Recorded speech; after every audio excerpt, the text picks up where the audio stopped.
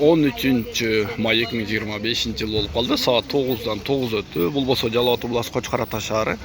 Киргенде бірден лайк басқы болақ. Қошқар Ата валютчиктері дайым бейік болады. Сіздер үшін атайын қызматта Қошқар Ата шаарына келдік. Жана бізге қайсыл жерден көріп жатқанды жазғы бола.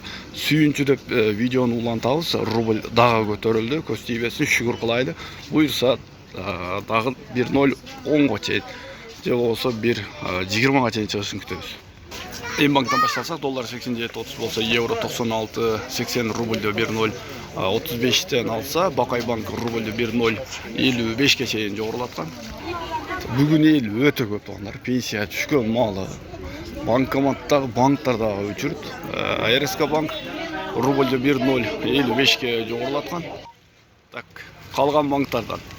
Доскредо банк рубльді 1.055-тен алса, Капитал банк, Эко-Ислами банк, дағы бұл жақта Байтүшін банк болса рубль 1.050-ден, қалғандары 1.055-тен алуды. Ақша алмашы жайлар қанша екен? Bir ретті көріңіз.